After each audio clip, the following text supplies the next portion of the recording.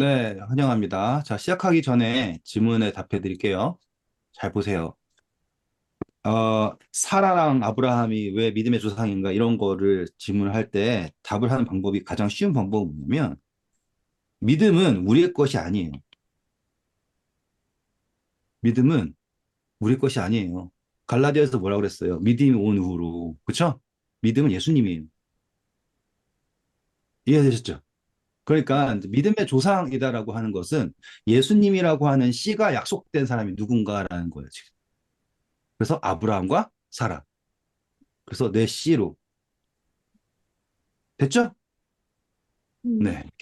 간명한 문제예요. 그러니까 행위를 보고 판단하지 마시고, 그리고 여기서 중요한 것은 지금 약속의 씨에 대하여서 처음으로 언약을 받은 사람이 아브라함인 거예요. 노아도 분명히 이제 아담과 같은 어떤 뭐 새로운 세대의 시작이지만 하나님은 노아에게 직접적으로, 아시겠어요? 노아에게 직접적으로 이 씨에 대한 약속하지 않으셨어요. 왜냐하면 노아 이후에 세대는 노아의 아들들에서 시작됐잖아요. 음, 이해되시죠? 그러니까 노아와 분명히 언약을 맺으셨는데 그것은 심판에 관한 언약이었고 생육하고 번성하고 땅에 충만하라 이런 얘기는 있었지만 약속의 씨에 대해서는 아들들이 이제 세대가 나눠져서 나온 거지 하나님이 직접 누군가를 골라서 예수 그리스도라고 하는 약속의 씨를 준 언약은 없었다 이 말이에요. 그리고 믿음은 하나님은 만들어서 쓰세요. 그러니까 아브라함한테 내가 너한테 복 줄게 하고서 지금 당장 애 낳아 하지 않고 그 긴 여정을 지나게 하시잖아요. 그래서 자기를 신뢰하지 않고 오로지 하나님을 의지하게 될 때 이삭을 허락하세요. 그러니까는 아브라함이 웃은 이유도 사라가 웃은 이유도 다 자기가 이제 도저히 희망이 없다라는 걸 알게 되었고 그리고 심지어 하나님이 나에게 라고 하는 그 정도까지 간 상태. 근데 그럼에도 불구하고 하나님은 계속 그 1년 사이에 계속 나타나시죠. 제가 말씀드렸잖아요. 아브라함에게 있어서 99세의 1년은 정말로 어마어마한 1년이에요. 하나님은 계속 나타나시고요. 소돔과 고모라를 멸망하고요. 등등등등의 모든 일들이 다 일어날 때 아브라함은 무엇을 바라는가? 라고 했을 때 약속의 아들 이삭을 바란다. 그래서 말씀하신 대로 내년 이맘때 생명의 때에 내가 너에게 다시 돌아온다. 이런 식으로 가는 거예요. 어렵지 않죠? 네, 이 정도 넘어갈게요. 오늘 신명기 21장 10절부터예요. 자, 이제 신명기 21장 10절부터 나오는 말씀들은 이제 전에 없었던 이야기들이 등장을 해요. 네, 뭐 꼭 없었진 않아요. 잘 짧게 나왔을 수도 있지만 중요한 건 여기서는 좀 더 깊이 있는 이야기를 하는데요. 잘 보세요. 일단은 10절 보시면 그 시작점이 어디서 시작해요? 전쟁하러 나가죠, 그렇죠? 음. 전쟁하러 나가가지고 포로를 잡습니다. 오늘 포로를 잡습니다. 포로를 잡은 다음에 거기에서 이제 여자가 있는데요. 11절 읽어주실까요? 내가 만일 그 포로 중에 아리따운 여자를 보고 그에게 연연하여 아내를 삼고자 하거든. 감사합니다. 자, 포로를 아내로 삼는다라고 하는 거는 어, 예, 남자 입장에서는 뭐라고 할까요? 내 새끼들을 늘리는 거니까 약간 그 사자들이 이렇게 뭐 무리 뺏으면서 하는 행동처럼 이해될 수 있잖아요. 그런데 우리는 이것을 영적으로 바라봐야 할 뭐라고 할까요? 의무가 있어요. 그 성경이기 때문에. 그래서 포로를 남편으로 맞이한다는 얘기는 하나도 안 나오고요. 포로를 아내로 맞이한다라고 하는 이야기가 나오죠. 그렇죠? 남자는 다 죽여야 되고요. 근데 이제 아내로 맞이할 때 그러면 여기서 여자는 당연히 누구일까라고 생각하면은 적용이 가능해지기 시작해요, 이제. 음, 그러면 남편은 아내를 어떻게 해야 된다? 다음 절. 그를 내 집으로 데려갈 것이요. 그는 그 머리를 밀고 손톱을 베고 그 또 포로의 의복을 벗고 내 집에서 살며 그 부모를 위하여 한 달 동안 애곡한 후에 내가 그에게로 들어가서 그의 남편이 되고 그는 내 아내가 될 것이요. 어, 보시면 일단은 집으로 데리고 가요. 그러면은 적용하실 수 있겠죠? 집으로 데리고 가서 하는 게 뭐예요? 머리 머리를 밀고 손톱을 깎고 이거 문둥병 연결되세요? 음, 이런 행위들 자체가 우리가 그 전에 배웠던 것들과 연결이 되는 거예요. 손톱 모타로 잘라야 돼요.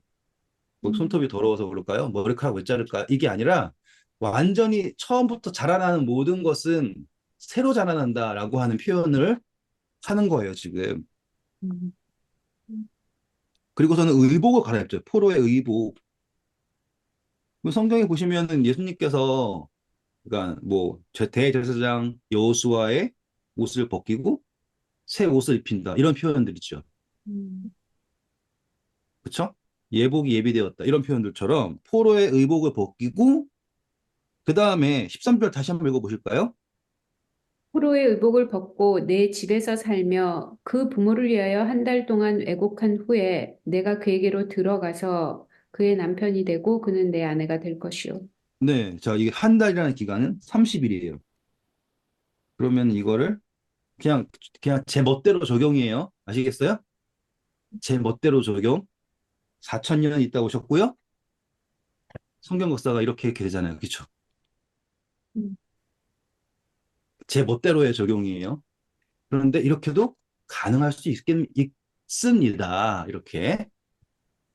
뭐 혹은 뭐 한때다라고 할 수도 있겠지만 그럼 약간 좀 그럴듯하게 되죠. 그렇죠?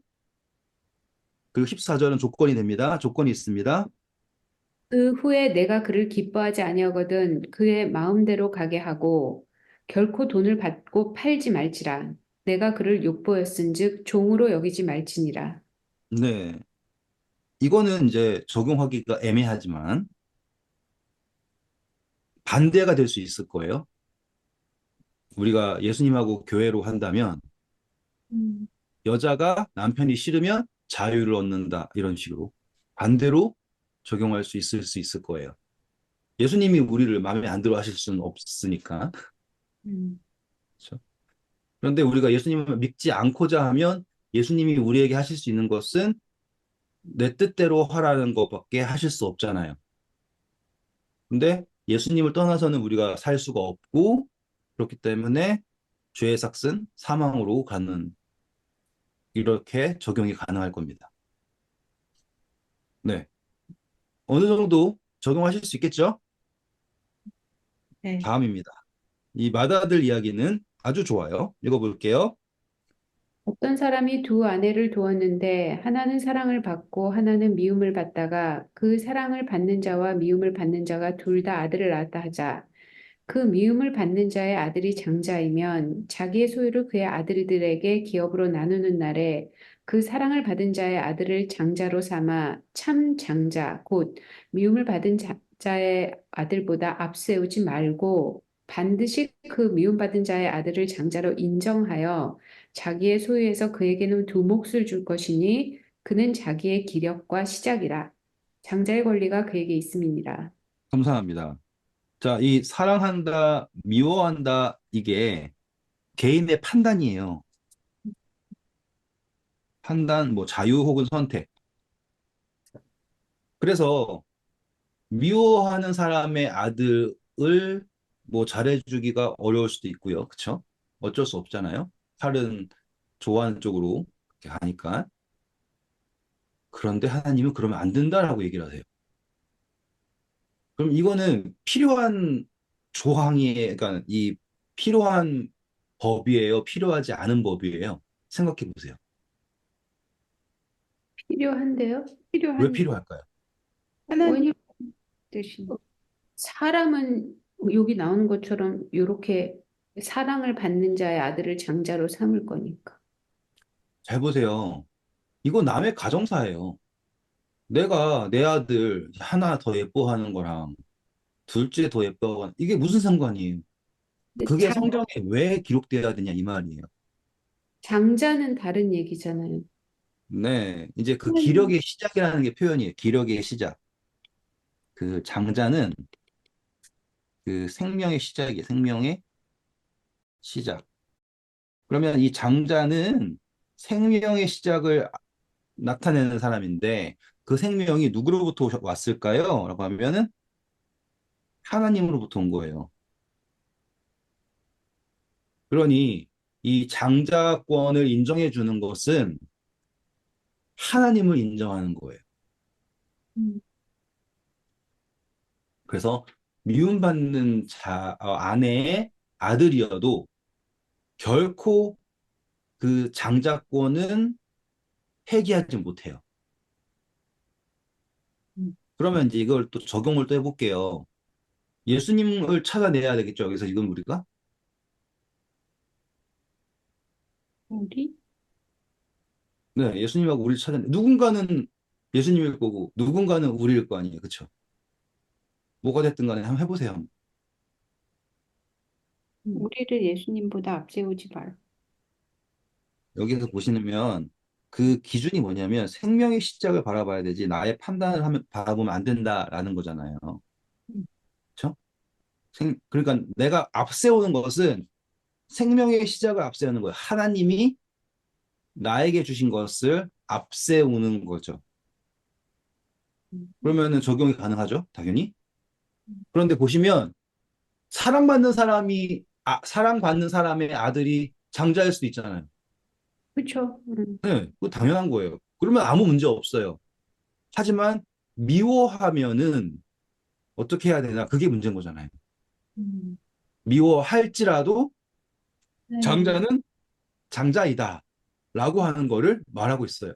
그래야지 앞으로의 이야기가 진행이 될 수 있다라고 얘기하는 거예요. 음, 보세요. 그 성경에서 계속 예수님을 맏아들이라고 하는 표현으로 하잖아요. 그렇죠? 음, 근데 실제로 성경에서는 예수님 표상하는 모든 사람들이 차남이에요. 그렇죠? 네. 근데 이게 정말 차남인가? 라고 한번 잘 봐보세요. 가인하고 아벨이 있었어요. 음, 본래 예수님을 상징한다고 믿어왔던 사람은 가인이었죠. 음, 근데 실제로 예수님을 상징하게 된 사람은 아벨이에요. 그쵸?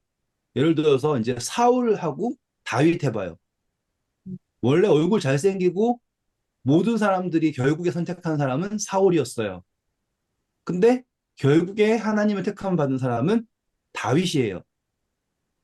근데 앞세우는 거 보면 항상 사람의 선택을 앞세운 거잖아요. 그쵸? 사람 보기에 그럴듯한 사람을 앞세웠어요. 가인, 음, 사울, 이렇게.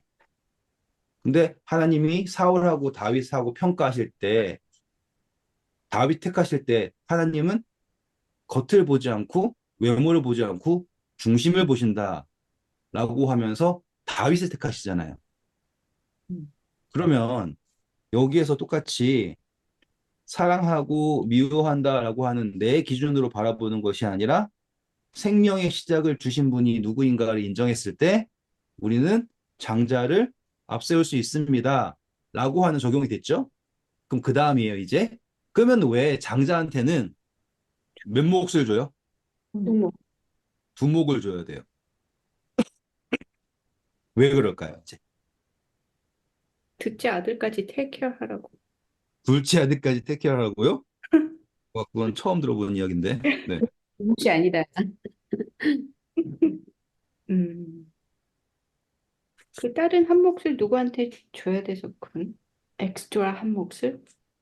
엑스트라 한 몫을 적용하실 수 있으셔야지 돼요. 장자가 가진 두 몫의 한 몫은 장자 몫이고요. 음, 한 몫은 하나님 거예요.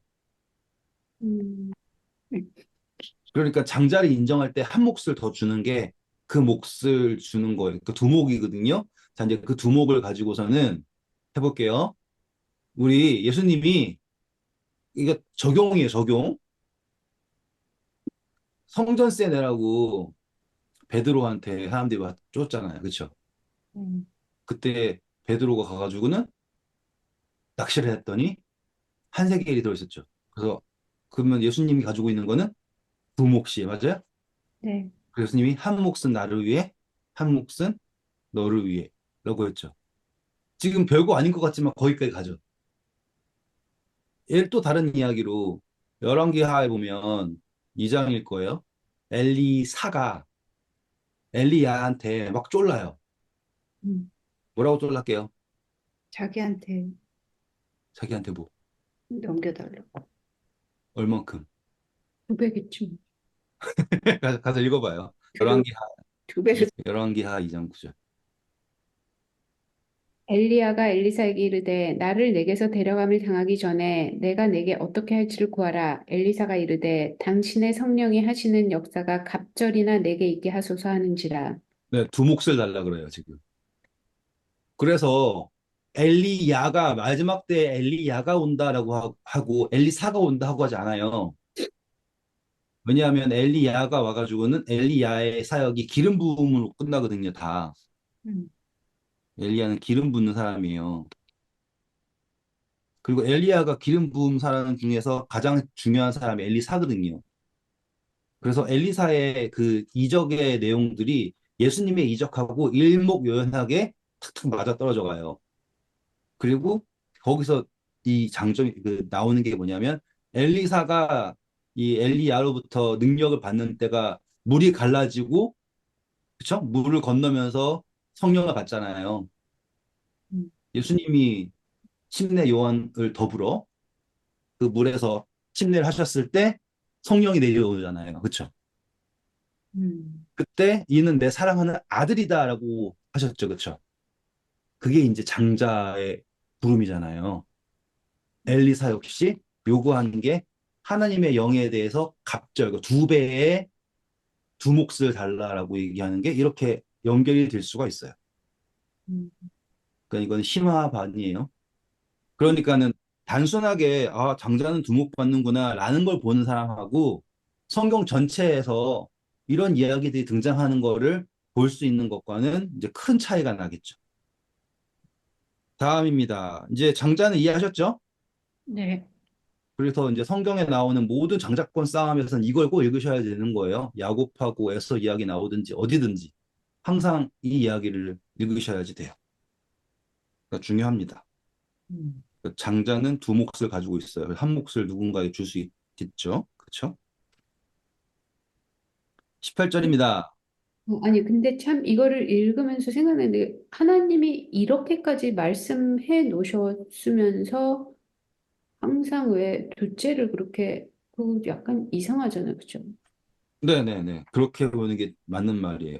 근데 첫째 아담, 둘째 아담으로 생각해서 하면은 다 이제 첫째 아담이 실패하잖아요. 에서가 실패한 것처럼. 음, 음, 그러니까 한 몫은 본인의 몫이고 다른 한 몫은 내가 짊어지고 나아가야 할 하나님의 축복이다 생각하시면 될 거예요. 그래서 음. 장자의 계보로 이렇게 가야 되는 어떠한 것이 있다라고 생각하시면 될 거예요. 네. 네, 다음입니다. 읽어주세요. 사람에게 완악하고 패역한 아들이 있어 그의 아버지의 말이나 그 어머니의 말을 순종하지 아니하고 부모가 징계하여도 순종하지 아니하거든. 그의 부모가 그를 끌고 성문에 이르러 그 성읍 장로들에게 나가서 그 성읍 장로들에게 말하기를 우리의 이 자식은 완악하고 패역하여 우리 말을 듣지 아니하고 방탕하여 술에 잠긴 자라 하면 그 성읍의 모든 사람들이 그를 돌로 쳐 죽일지니 이같이 내가 너희 중에서 악을 제하라. 그리하면 온 이스라엘이 듣고 두려워하리라. 아, 이건 정말 이해 안 가는 법규죠. 그렇죠? 음. 어떤 미친 부모가 자기 아들 네, 맞아 죽으라고 얼마 절대로 안 할 거 아니에요. 그러니까 얼마나 그러니까 꼴보기 이거는 실질적으로 적용될 수 없는 법이에요. 음, 단 한 명도 안 했을걸요. 단 한 명도. 뭐 이런 걸 가지고 겁을 주는 용도는 어떨까요?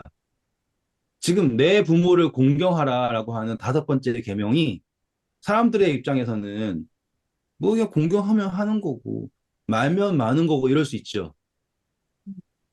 근데 지금 그 내 부모를 공경하라에 대한 강제력이 여기에서 등장하면 어떨까요?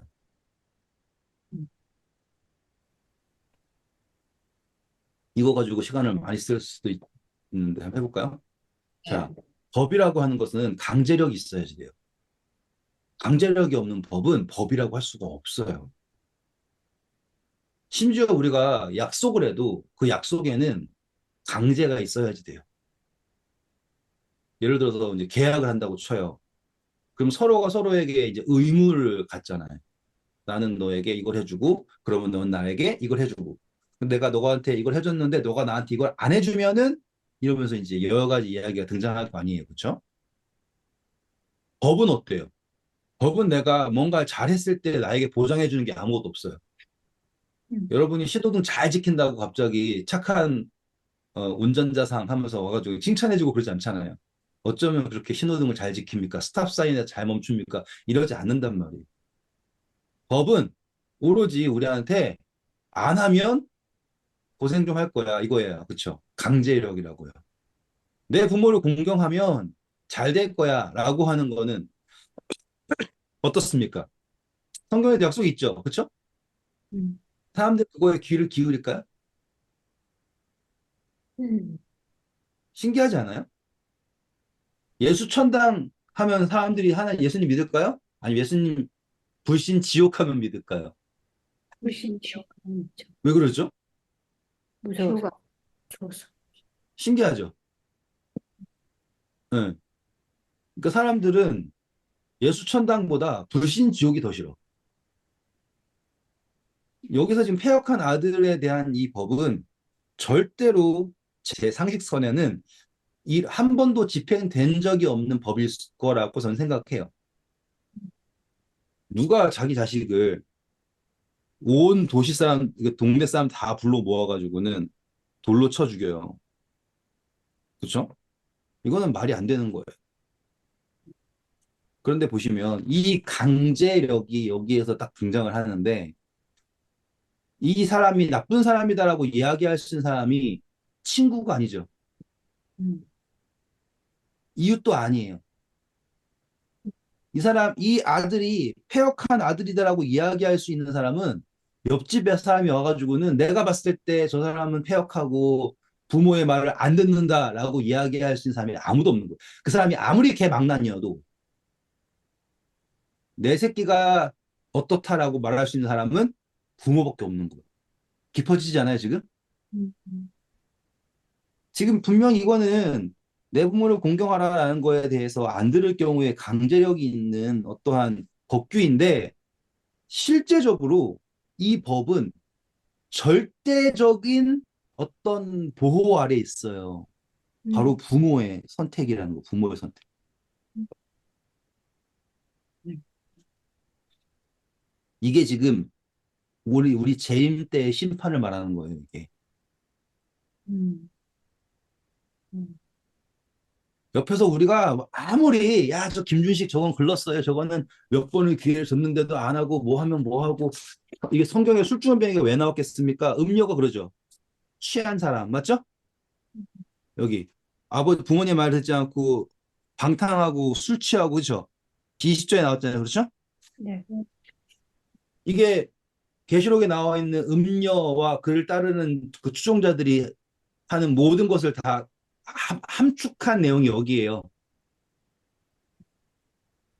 제가 오늘 음. 빠를까 봐 지금 했던 말 또 하고 하면서 천천히 한 척하고 있는데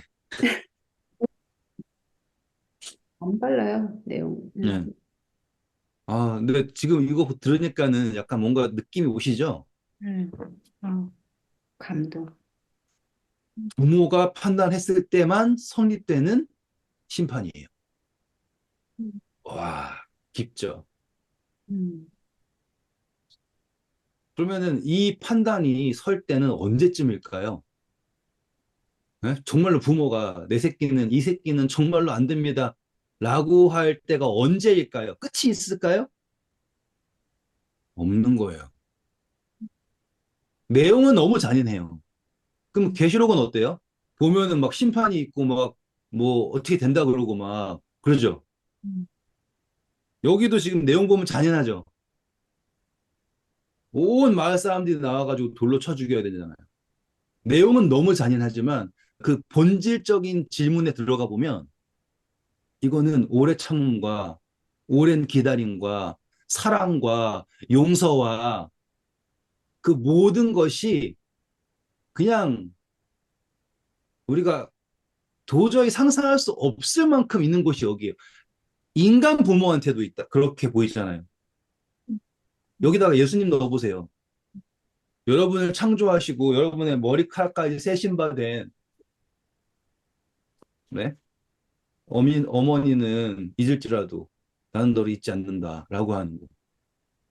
너를 범한 사람은 나의 눈동자를 범하는 거다. 이렇게 말씀하신 분을 여기다 넣어보라니까. 그게 성경에서 나타나는 그 표현들 뒤에 있는 사랑을 볼 수 있는 방법인 거예요, 이게 지금. 정말로 필요 없는 법이잖아요. 대체 이런 법을 누가 이렇게 실효성이 없는 법을 써놓냐 이 말이에요.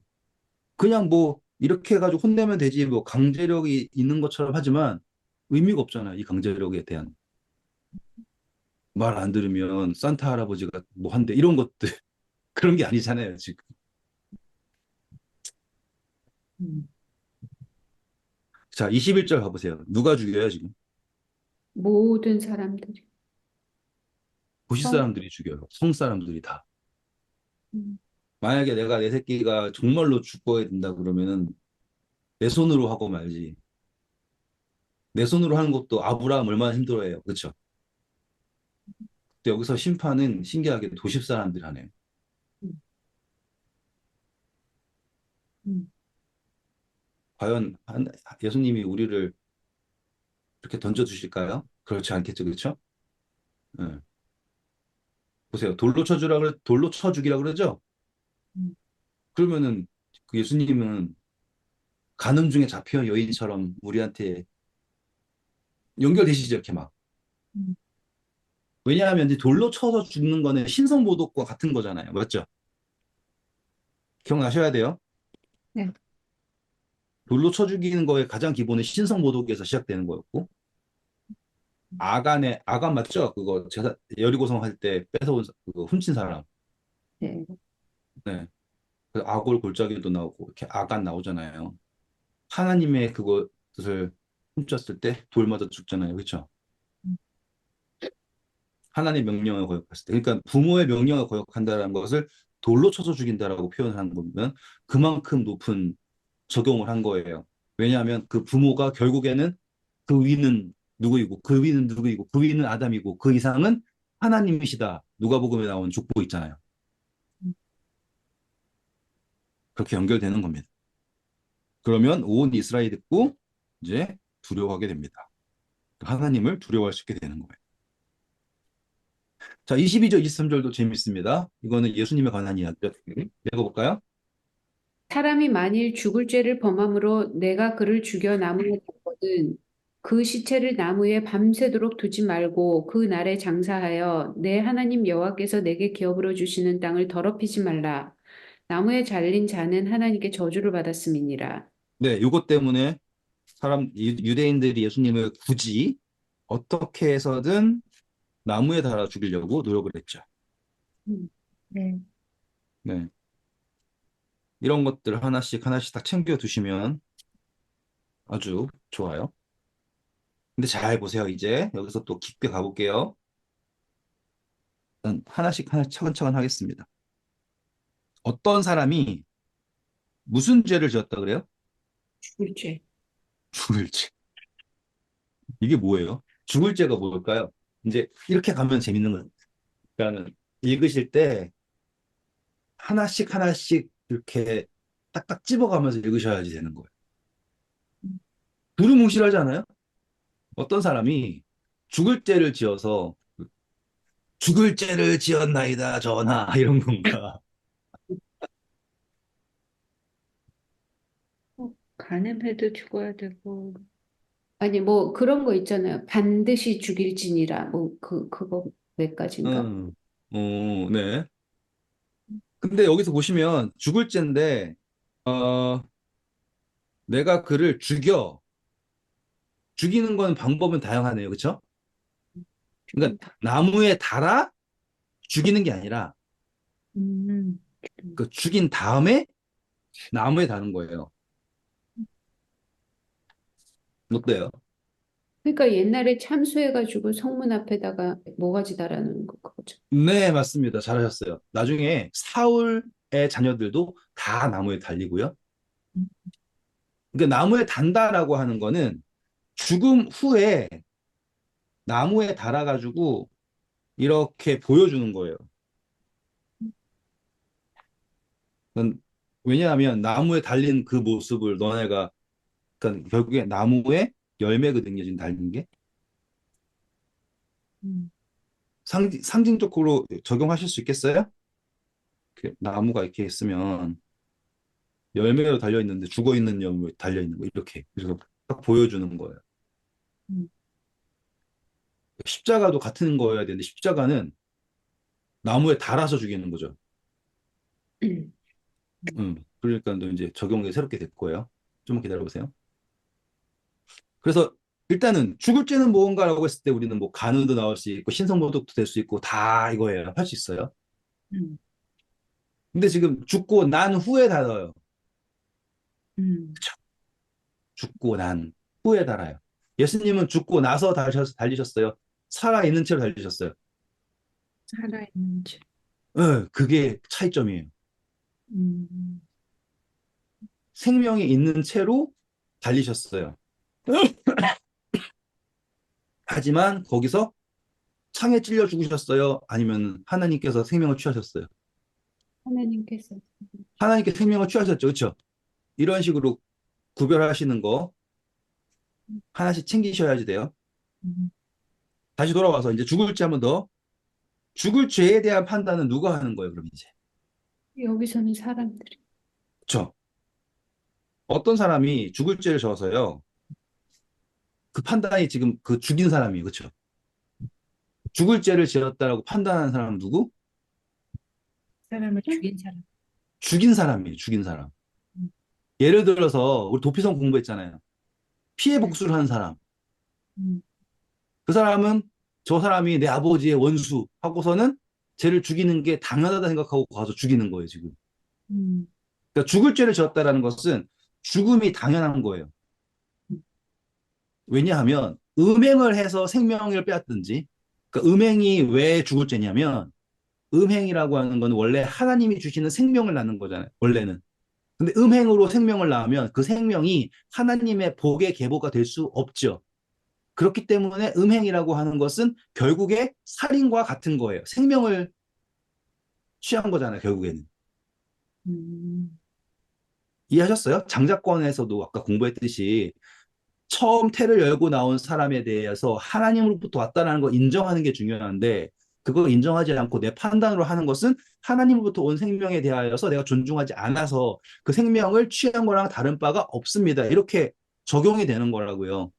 실제적으로 내가 사람을 죽였냐 안 죽였냐가 아니라 신성모독도 같은 거잖아요. 하나님에 대한 거잖아요. 결국에 내가 신성모독하면서 취하는 건 내 생명이죠. 혹은 또 다른 사람이 하나님에 대하여서 믿을 수 없는 상태가 되기 때문에 생명을 취하는 거. 그러니까 모든 살인죄에 관한, 그러니까 살인죄, 죽을 죄에 관한 거는 뭐 우상숭배이든지 신성모독이든지 간음이든지 이런 식으로 어떠한 생명과 연결되는 고리들이 깨어질 때예요. 음. 이해하셨죠? 그 음. 생명은 항상 하나님과 연결되어 있고요. 그러니까 하나님의 약속에 연결되어 있든지 하나님께서 주신 생명에 연결되어 있든지 어떻게든 하나님과 연결되는 그 고리를 깨트리는 것을 죽을 죄라고 해요. 성경에서는. 그렇죠? 음. 음. 그래서 선악과를 먹는 게 살인한 건 아니에요. 하지만 너가 그 실과를 먹는 날에는 정령 죽으리라. 맞아요? 음. 네. 먹는 행위가 중요한 게 아니라 그게 언약을 깨는 행위가 된 거잖아요. 음. 그러니까 여기에서만 적용되는 게 아니라 성경 전체에 적용된다는 걸 보여드리려고 제가 이렇게 하나씩 다 쪼개고 있는 거예요. 자, 그러면은 이 죽을 죄에 해당한다라고 하는 것은 결국에는 여기에 하나님이 어떠함에 대한 도전이었구나라는 것을 알 수 있죠. 그게 살인이었든지 뭐였든지 간에. 그렇기 때문에 하나님의 어떠함에 대한 도전에 관하여서는 생명이 끊어지는 것이 당연하게 이제 정해져 버렸습니다. 여기까지 질문 있으세요? 음. 없죠. 그런 사람은 죽어서 어떻게 돼야 된다고요? 나무에 달려야지 돼요. 왜 그러냐면 이 사람에 대하여서 이 나무에 닮으로 어떠한 광고가 되냐면 나무에 달린 자는 하나님한테 저주를 받았다. 죽어서 저주를 받았어요? 이미 죽었잖아요. 음, 나무에 달린 시점은 죽고 난 후에요. 음, 그러면 저주를 받든지 말든지 결과는 달라지는 게 없잖아요. 그쵸? 음, 네. 그러면 하려면 나무에 달리기 전에 해야지. 죽고 난 다음에 저주해봤자 무슨 소용이에요? 그러면 표현이 다르다는 거 아시겠어요, 지금? 음, 하나님을 버린 사람이란 뜻이라는 거예요. 음, 적용하실 수 있겠죠. 그러니까 하나님으로 버려진 받은 사람. 그래서 그 사람을 이 생명이 없는 열매처럼 나무에 달아서 보여주는 거죠. 자, 여기까지 적용하셨죠? 음, 자, 이제 그 다음이에요. 자, 이제 죽여서 나무에 달았습니다. 그러니까 이걸 알려주는 거예요. 자, 이 사람이 하나님을 버렸다라는 걸. 음. 그 다음 절 읽어볼까요? 23절. 그 시체를 나무 위에 밤새도록 두지 말고 그날에 장사하여 내 하나님 여호와께서 내게 기업으로 주시는 땅을 더럽히지 말라. 나무에 달린 자는 하나님께 저주를 받았습니다. 감사합니다. 자, 그래서 이 나무에 달린 사람을 밤새도록 두면 안 된다라고 하면 그냥 밤에 내려도 되나? 그게 아니라 지금 저녁이 되고 아침이 되니, 맞죠? 음, 음, 음, 그러면 이 하나님에 대해서 죽을 죄, 그 버림받은 저주, 이것이 새 날이 되면은 음, 땅으로 돌아가야 되는 거예요. 음, 계속 있는 게 아니에요. 새롭게 되면 없어지는 거예요. 음, 그래서 예수님도 돌아가시는 그날 붙이셨잖아요. 그렇죠? 음, 그러면 이제 반대로요. 이제 이걸 영적으로 적용해 볼게요. 나쁜 놈 죽어서 나무에 달았다가 아이 불쌍하다 하니 땅에다 묻어줘라. 이렇게 하면은 우리는 이제 성경을 어느 정도 본 거냐면은 한 어떻게 볼까요? 한 30% 이해했다 생각하는 거예요. 그러면 더 깊이가 있어야겠죠, 이제. 지금 한 거보다 이제 더 깊이 가려면 여기서 이제 묵상의 자세를 어떻게 가야 되냐면 우리는 바울이 그렇죠. 나는 날마다 죽노라. 그럼 어때요? 날마다 새로워져. 날마다 나무에 달리네요. 음, 하지만 달려 있어요? 음, 어때요? 어때요? 괜찮지 않아요? 그리고 예, 깊어지죠? 네. 이렇게 가면은 이제 한 60%까지 깊어지는 거야, 이렇게. 또 더 가볼까요? 예. 아, 너무너무 쉽게 주는 것 같아가지고 좀 아쉬워. 빨리 줘요. 어차피 줄 거 그냥 그냥 죄다 주세요. 애쓰고 그래. 아니, 나는 진짜로 힘들게 힘들게, 뭐 내가 힘들어봤자 얼마나 힘들었겠지만. 아무튼. 근데 이 사람들은 거저 받았으니 거저 주라. 그냥 뭐 포크 찍어 먹듯이 이렇게 막 먹으니까. 보조받은 게 아니라는 거지. 그러니까 배운 건 안 주는 거야. 그런 거야, 원래. 지금 제가 이거 묵상하는 방법을 보시면 그냥 막 문자 가지고서는 사실 팩트 체크해가지고는 이렇게 하고 봐라. 예수님 달렸지. 이거는 제가 표면이고, 근데 그 표면조차 못하는 사람들이 99%예요. 성경을 그냥 덮어놓고 믿으니까. 근데 그 밑으로 그러니까 그 이상으로 가려면 제가 전에 말씀드렸잖아요. 동그라미끼리 있는 거 찾아야 되고, 노란색인 걸 찾아야 되고, 예? 노란색인데 세모가 있으면 그 세모가 동그라미로 보일 때까지 몸을 계속 움직여서 봐야지 된다. 그래가지고 이렇게 맞춰야 된다라고 하잖아요. 그렇죠? 그렇게 하다 보면은 적용하는 그 점들이 새롭게 생겨요. 적용하는 점들이. 그러니까 관점이 생기는 거예요. 관점이.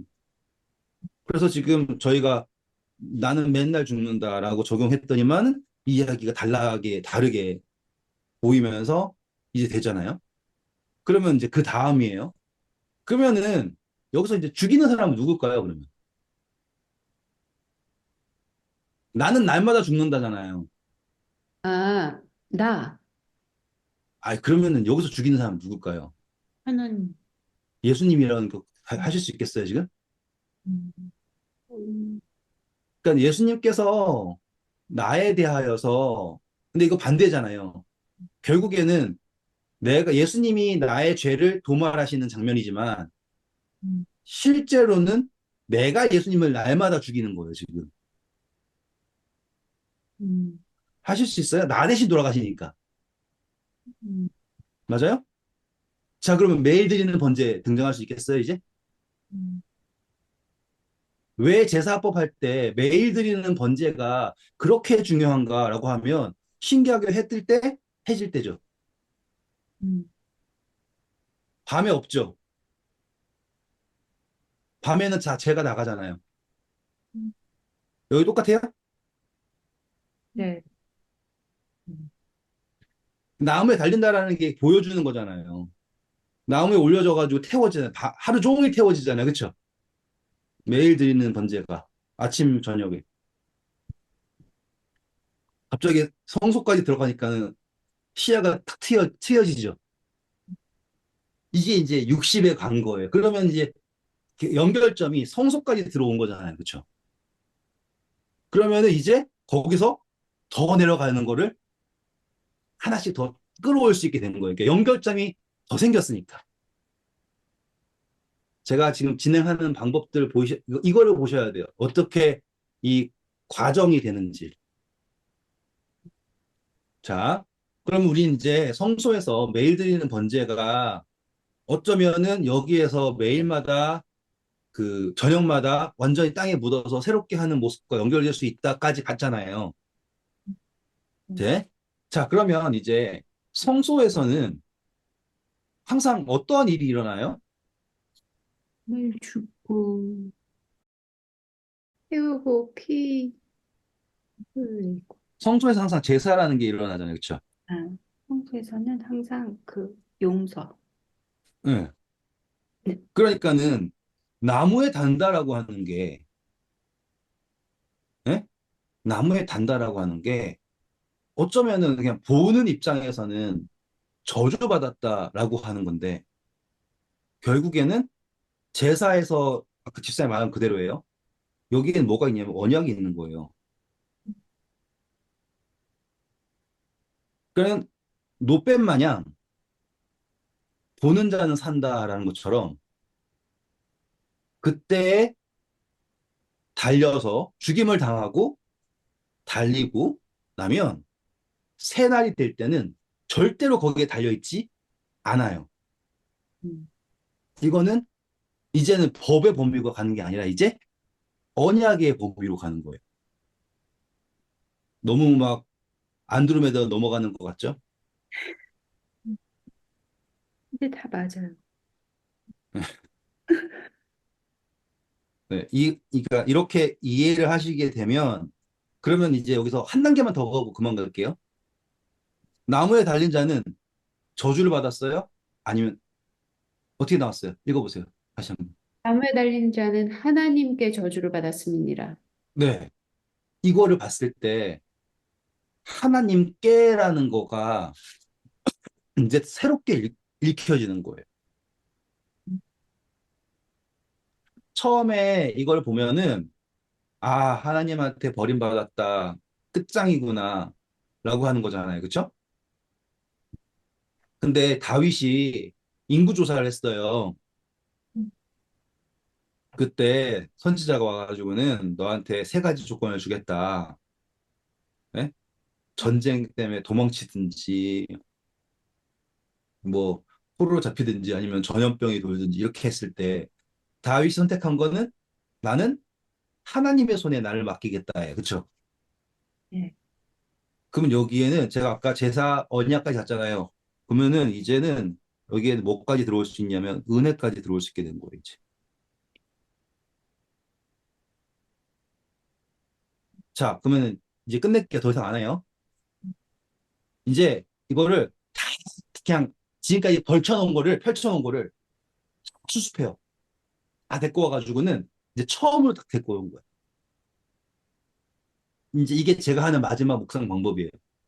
잔뜩 펼칠 만큼 다 펼쳤어. 막 제사법도 갖고, 성소도 갖고, 구약에도 갖고, 신약에도 갖고, 다 왔다 갔다 하면서 내가 펼칠 수 있는 대로 다 펼쳤어요.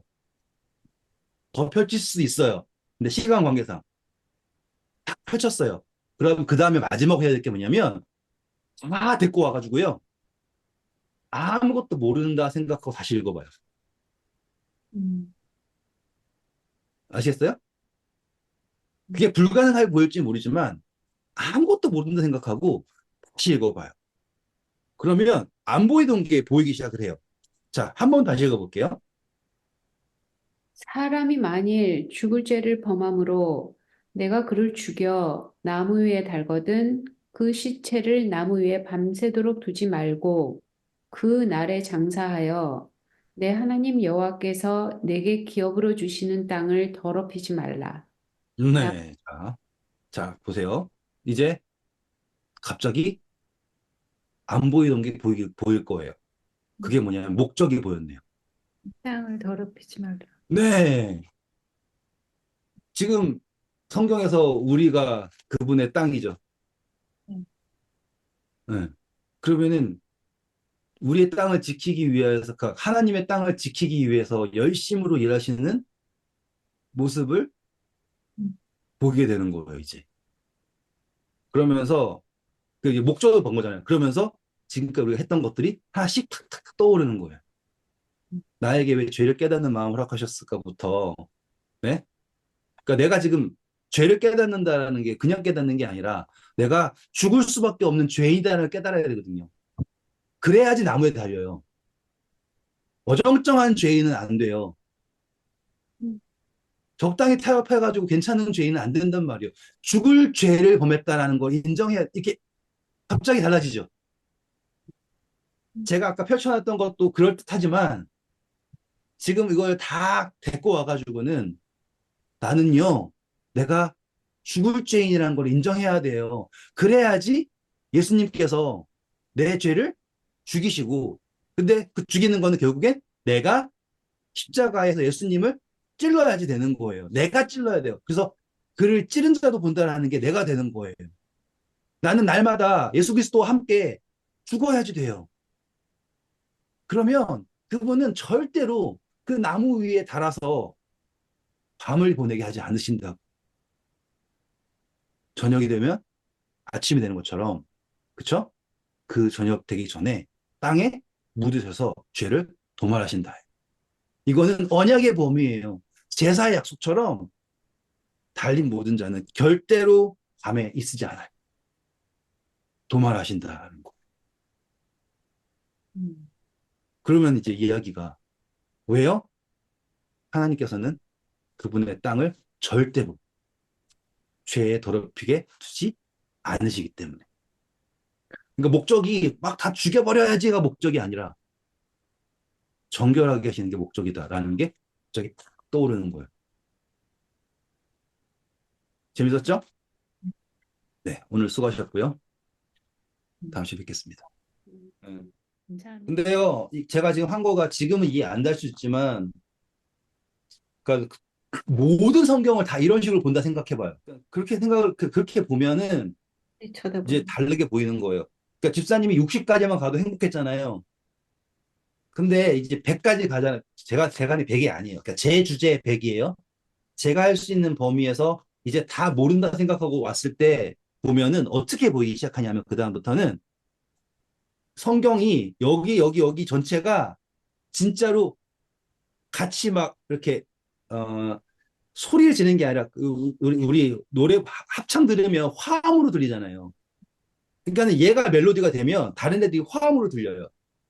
이미 약간 그렇잖아요. 응.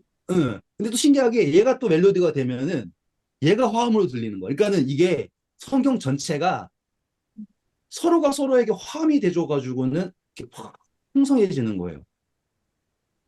진짜 신기한 거야, 그건. 응, 응. 그거를 느끼려면 훈련을 하셔야 되는 게 제가 아까 보여드린 것처럼 죽을 죄? 죽을 죄는 뭐지? 부터 해가지고는 하나씩 하나씩 이렇게 딱딱 정리해가지고 정리한다기보다는 이렇게 하나씩 이렇게 해놓는 거야, 이렇게. 내가 요즘에 그림을 그리니까 물감 해놓는 것처럼 이렇게 해놓는 거야.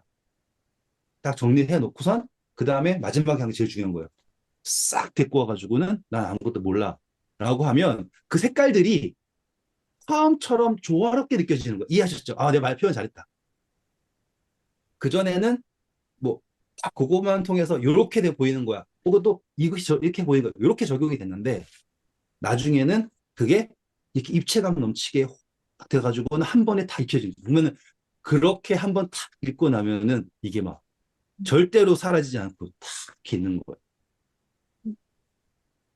마치 예수님, 아브라함이 이삭 데리고 모리아산 올라가는 거가 예루살렘이라는 사건만 적용만 해도 조금 살아나는데 거기다가 예수님께서 골고다 올라가시는 장면에서 브레네스랑 시몬과의 그 이야기를 하면 또 새로워지는 거고 막 이런 식으로 탁 이렇게 색깔이 착착착 올라가는 것처럼 되는 거예요.